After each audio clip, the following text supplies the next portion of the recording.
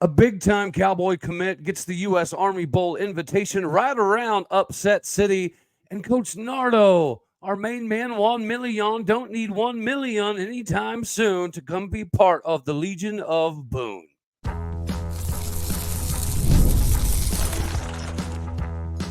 You are Locked On Oklahoma State, your daily podcast on the Oklahoma State Cowboys, part of the Locked On Podcast Network, your team every day.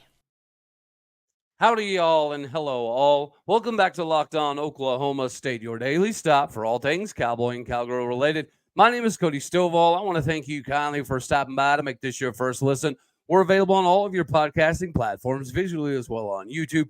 Find me personally on X at AllDayOState. Today, we get to jump right off into the action with the news that Oklahoma State commit offensive tackle Jaylan Beckley has been invited to the U.S. Army Bowl. And now this is obviously big for a multitude of reasons, partially because he's 6'3", 295 pounds. So physically, this is literally a big get. But it does kind of reinforce the fact that Oklahoma State is getting the right people in the recruiting classes to continue their ascension in the Big 12, right? The objective here is to hold supremacy in this conference for the foreseeable future.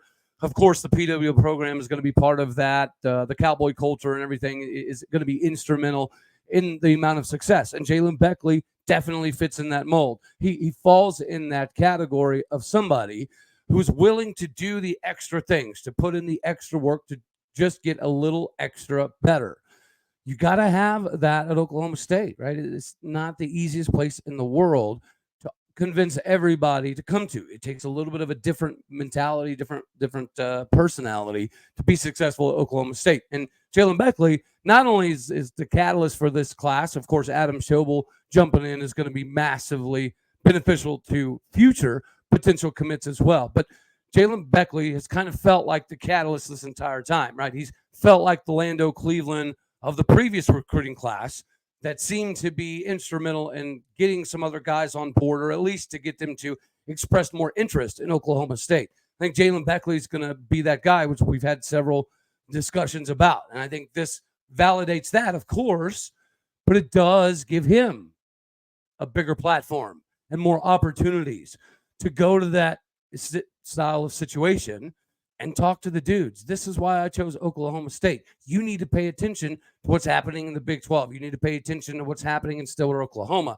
Mike Gundy's got this thing rolling. I absolutely love my coaches.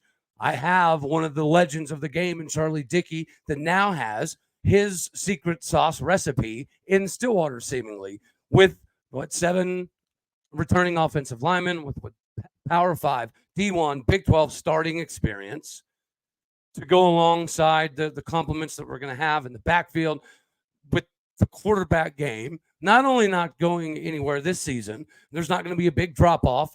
There's not going to be any drop-off whatsoever from quarterback 1 to quarterback 2. There's not going to be any drop-off virtually whatsoever between right guard 1 and right guard 2. And Jaylan Beckley is the guy who seems to be out in the forefront of helping this recruiting class galvanize together a little bit more. And then now, that was before this. That was before this invitation to arguably the biggest high school all-star style of game that you can showcase yourself at. If you have a strong showing of yourself at an event like this, it can obviously catapult you in a lot of different directions, even if you're not committed. We've been growing up for years seeing that this is the game that you watch because they make the announcements of where they're going to go to college and where they're, what hat they're going to pick up, whether it be after first half or first quarter or on the sidelines.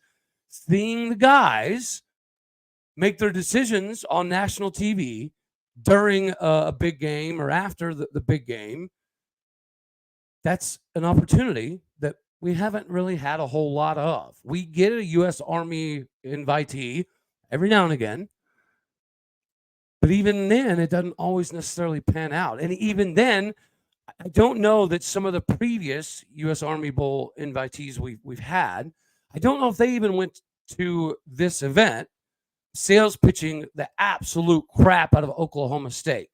Some of those, right, we can call a spade a spade. Some of those individuals were likely going to Oklahoma State because they didn't get the offers that they wanted, right? Maybe it was a Texas offer. Maybe it was an OU offer. Maybe it was a Bama offer.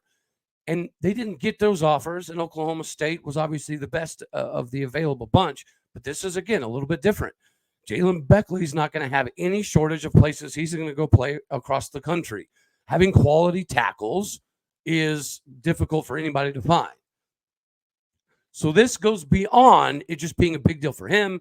It's also a big deal for Oklahoma State because if he is, in fact, that Landon Cleveland pseudo recruiter, right, of the class, he's the guy that's going to be at this biggest bowl game event for high school dudes. So there's going to be other Oklahoma State players that are at least guys that have Oklahoma State in their top 3, top 5 that are also playing in this game. And it gives him an opportunity to put stuff in their ear. If you've been considering Oklahoma State, if it's really your top 2, top 3, let me tell you why. Let me show you why. Let me give you that youthful exuberance that I'm receiving from people like Brian Nardo, people like Dan Hammerschmidt, people like Tim Duffy. And you know what? On the other side of the ball, right, Jason McIndoe, Coach McIndoe, has had a long lineage of converting defensive ends to tight ends. And then last year was really the first true iteration of tight end that we've had with him at the helm.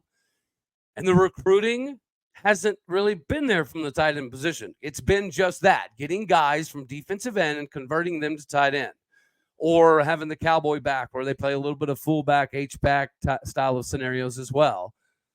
And that was built into part of the recruiting. And then we get Josiah Johnson. And then Josiah Johnson reopens everybody's eyes to what a tight end in this offense could potentially look like, right? You go back to your Blake Jarwin days. We had a long time there where we didn't produce tight ends. We didn't really recruit tight ends. We didn't necessarily keep tight ends because we didn't utilize tight ends. Josiah Johnson gave us glimpses of kind of some of the Blake Jarwin stuff. And I think that reinvigorated Mike Gundy's appetite or Casey Dunn's appetite for utilizing that position group to open up things in the middle of the field or just to give an additional option to your quarterback. So instead of making your very simplistic 1, 2, 3, and then you got to make some moves reads, you can incorporate the tight end position to more of those reads. Guys, if we'd have had Josiah Johnson back for another season, I mean, we might be hammering the over on 11 wins. But now, with Tyler Foster coming in and Quentin Stewart, proven his worth over the time. He's caught several touchdowns in this spring. Quentin Stewart has. If we're going to talk about a U.S. Army invitee, guys, I think we'd be remiss if we didn't talk a little bit more about Jordan Vyborny, the 6'3", 230-pound tight end. Stats lives matter. This is going to be one of those very, very few instances where the stat life doesn't really matter. I mean, he had like 13 grabs. He did have almost, I think it was 14.8 yards per completion, only a handful of touchdowns. So it's not like statistically he's going to blow you off the page. But there's a reason that he's a 3-star. There's a reason he has offers from pretty much all of the former Pac-12 members.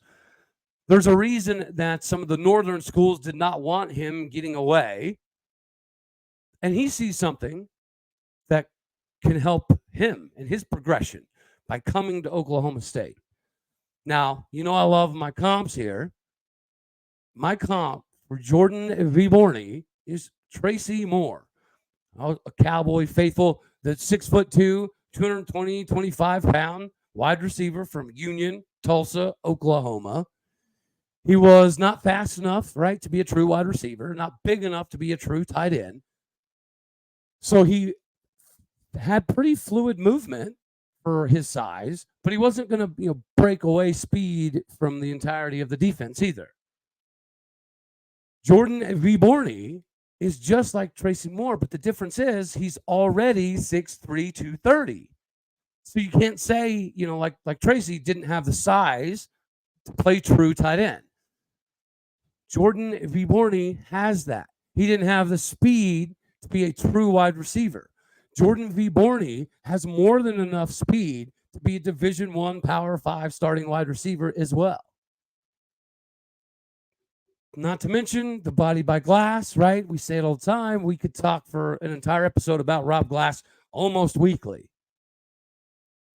But Jordan Vyborny is the name that we need to be paying a little bit more attention to. That's kind of getting, snuck under the rug, if that's possible, to be as heralded as he is from the area that he is.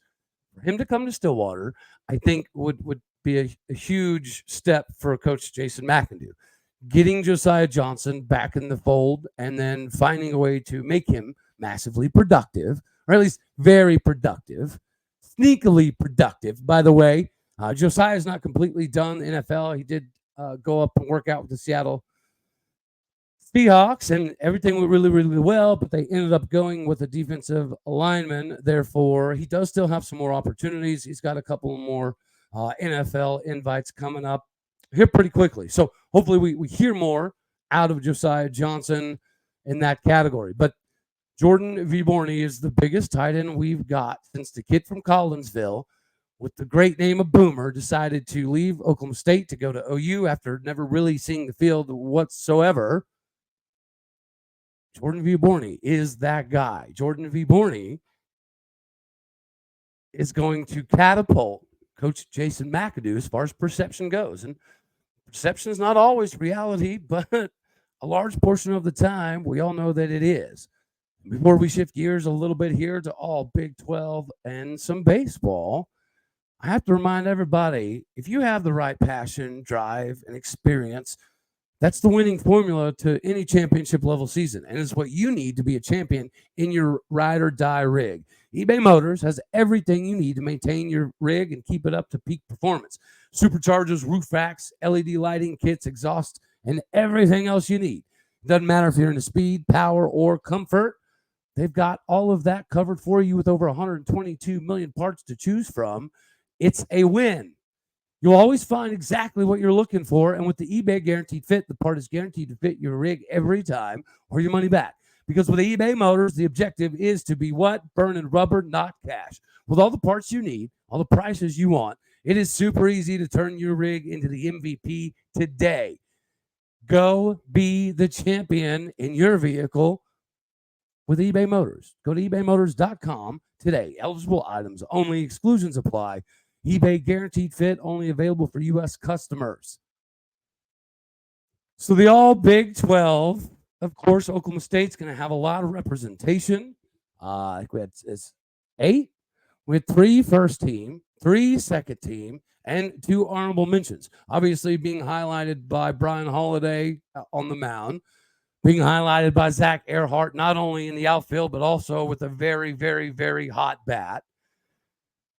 And then our main man, Garrett Bench, the dude who seems to be able to rise to the occasion whenever. The Sam Garcia's had an impeccable performance on the mound for us. He's going to be one of the biggest mainstays in the lineup moving forward as we prepare for future seasons. And then, Garrett Bench, right? We got kind of spoiled with McLean. And now we got it again with Garrett Bench. And it does make it a little bit sweeter, him being an Okie, of course.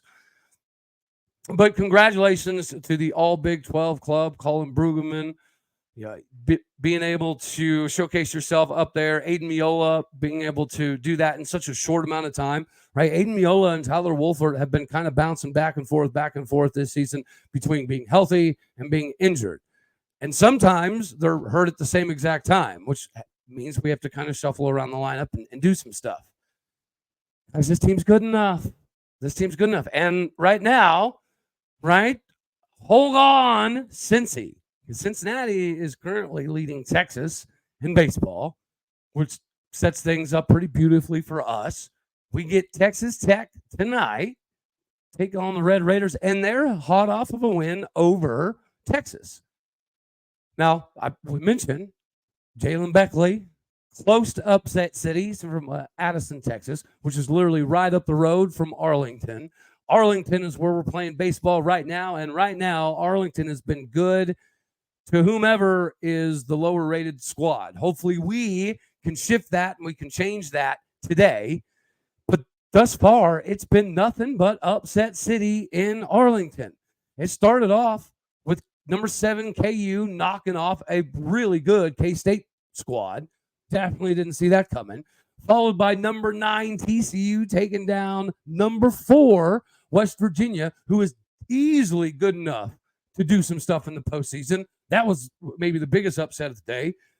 Number 8 UCF taking down number 5 Cincy. And of course, you got Cincy beating Texas right now, and you had Texas Tech take Texas out of everybody's way to open up the first round gates. So now we hit Texas Tech. Another upset is KU, or K-State took down number 4 West Virginia. So West Virginia is done. One of the teams fighting to win the Big 12 title up until basically the very last week of the season, that same West Virginia is gone. They got bounced out early. Now, they're still, resume-wise, going to be more than enough to most likely go dancing at the end of the season here.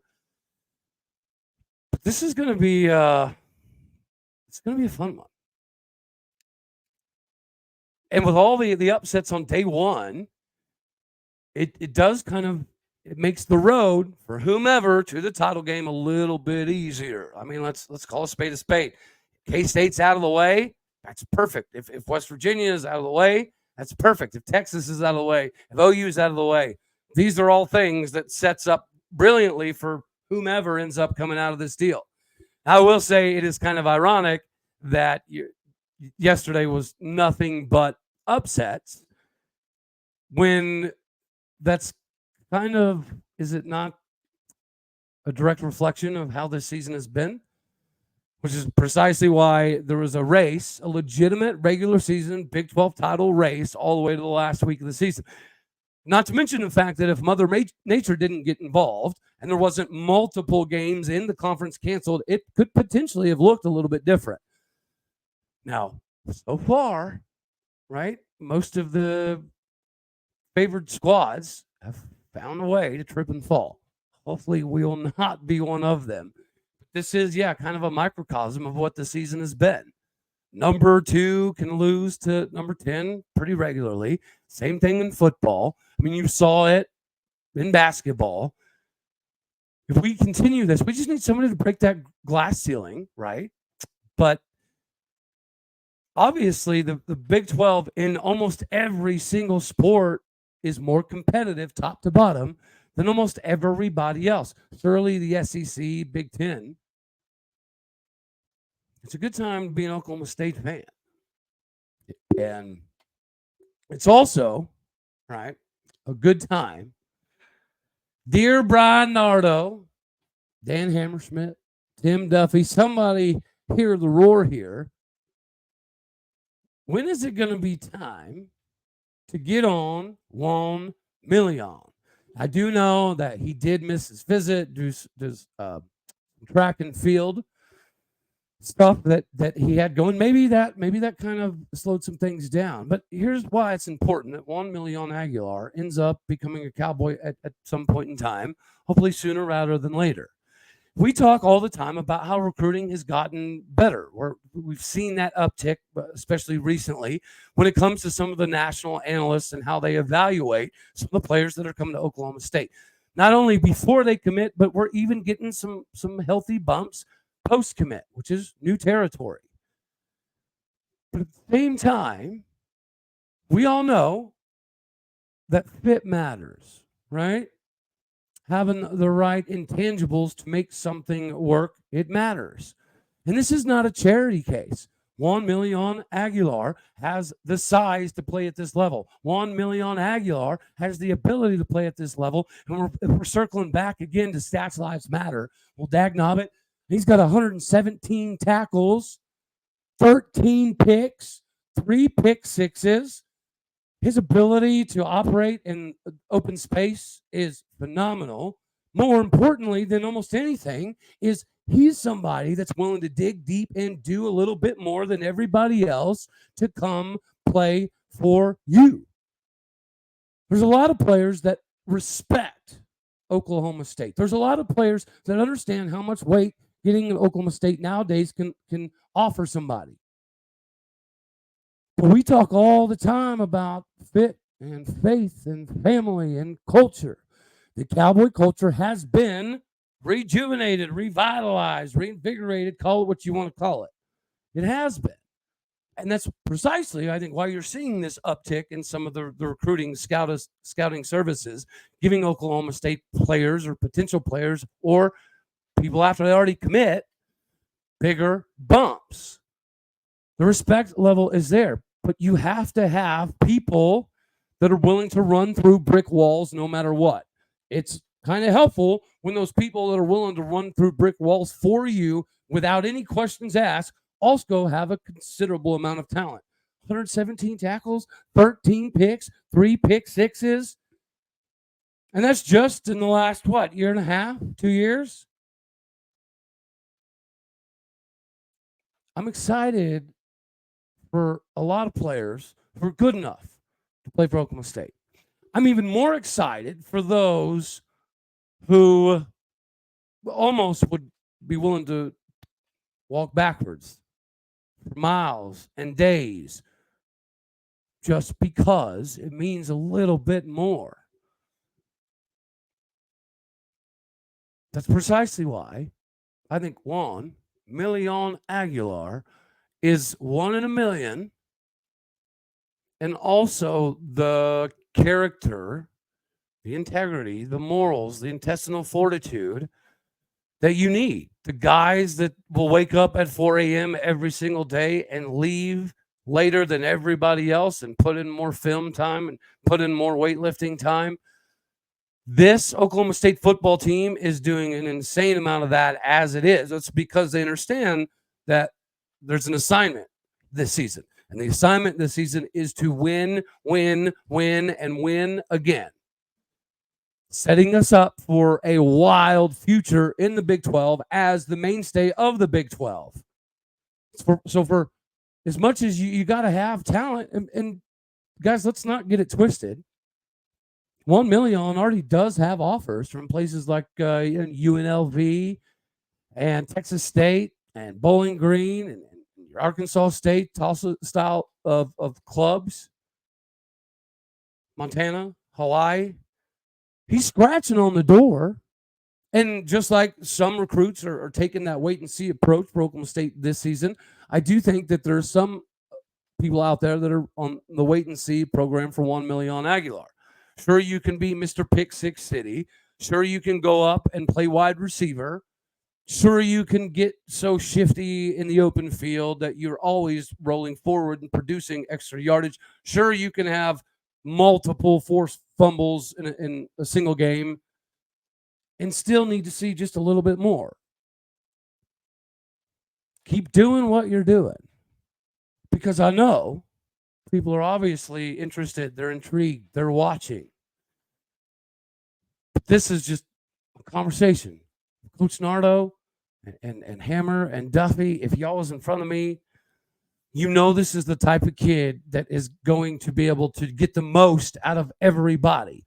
The Malcolm Rodriguez style of guy is what you have to have. And if you have multiple of those people at a multitude of positions, that's going to become so infectious in the locker room, it's almost impossible to go backwards. It's almost impossible to not reap the benefits. And again, this isn't a charity case. The kid is really, really good. He fits in with what we're doing. He fits in with the culture. He fits in with the direction of Oklahoma State moving forward. And he's got the ability to take what Rob Glass can do and take it to an entirely different level. Anywho, so we're going to have for this one right here, rocking the new hat I got from Chris's University Spirit. I got to admit, that place is still the bee's knees.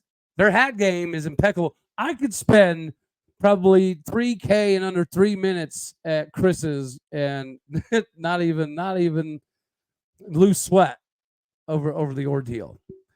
But let's get ready for some baseball. Let's go take down Taco Recum Tech tonight, and then see where the ball rolls out for us tomorrow. if these upsets are continuing to be a trend, it does make the road for the championship for somebody a little bit easier, right? No OU, no Texas, no West Virginia. If Texas gets bounced, come on, y'all. You see it. You feel it. You get it. You're tracking. All righty. You know the drill. As always, God bless. Go Pokes. Thank you for tuning in to make this your first listen here on Locked On Oklahoma State. You could be anywhere. So happy you choose to be here. Do me a favor. Doesn't cost you nothing. Hit that like button. Most importantly, share, comment, and subscribe. My podcast of peoples out there. You're the bread, the butter, the bricks, the foundation. Well, you're the padded walls in the asylum that keep me somewhat in the middle of the room. I appreciate you. Go do what you do. Hit the stars. Leave a review. All righty, you know the drill. Later, taters.